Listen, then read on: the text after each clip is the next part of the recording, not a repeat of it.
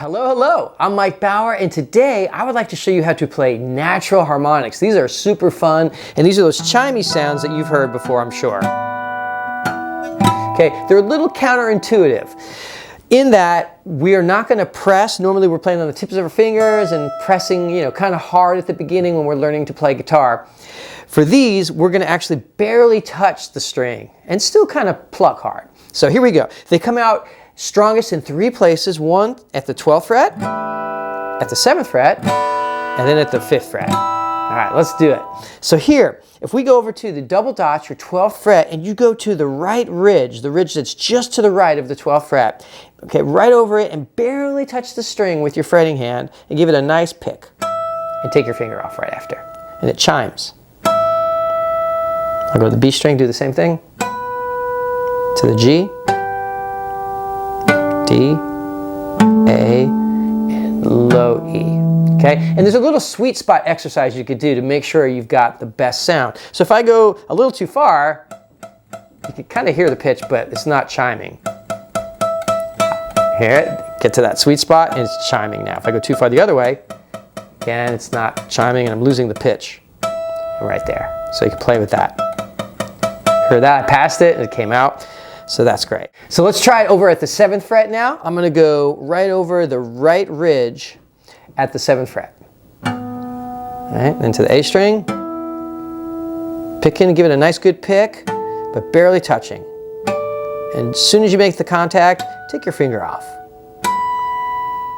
And then finally, the 5th fret. Now the 5th fret is the hardest because you really got to be precise in where you put your finger. So again, the 5th fret has a dot just over the right ridge of the 5th fret, right? Not the actual place where we normally press, but to the right, the ridge. So I'll start on the low E this time. Yeah, there's my harmonic. Then to the A string, to the D, to the G, B, and high E.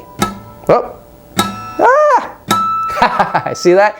Now I've got my guitar turned down a little bit so the light doesn't glare on it, so I can't really see as well as I normally can. Yeah, there's my excuse. So you can play these melodically and harmonically. So if we just go through them, and you don't have to go this fast right now, but work your way to the low E and then work your way back. Okay, that would be melodically one at a time. Or you could play them as a chord, lay down a finger, and just do it like that. And you can use any finger you like. I like my 3rd finger because it come out easiest, but it's important to be able to do this with all your fingers, right? Even. So that's a great first exercise just to work your way up and down the 12th fret, the 7th fret, and the 5th fret. Do it harmonically and melodically. Again, melodically, and then do that at the 7th and then at the 5th. I'm going to show you a song that uses harmonics. This is maybe a little bit of an unlikely one. This is the song that Big Ben plays, not the football player, The Clock in England. I'm sure you know it.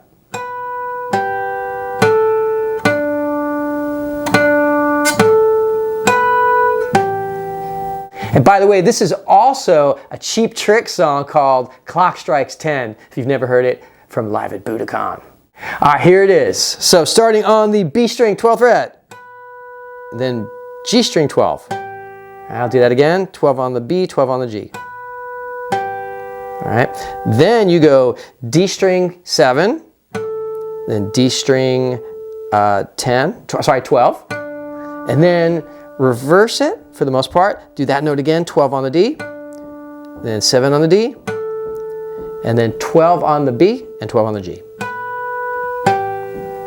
I'll do it again slowly. So 12th fret, 12, then 7 on the D, stay on the D, 12, and then that note again, 7 on the D, back to the B, 12, and then 12 on the G.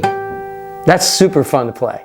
And next week, I'm going to do a lesson on a bunch of songs that use natural harmonics. Stay tuned for that. And you can also tune your guitar using natural harmonics. And this is a very good way to do it because you can hear the notes even more clearly with harmonics. So if we want to tune this way, you may know how to do it this way already, or most of us use tuners now.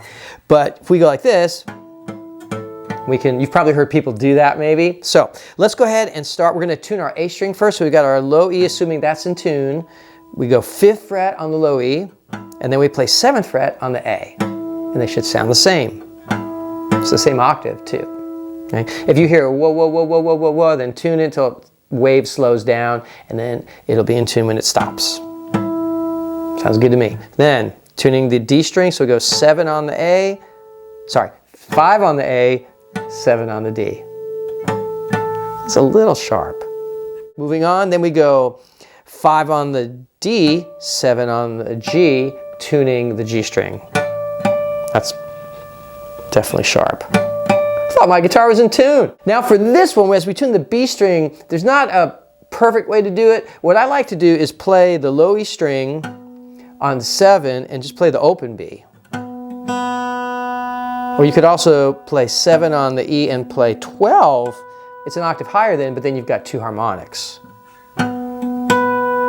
Yeah. And then for the high E, just do what we did when we started. We go 5 on the B and then 7 on the high E.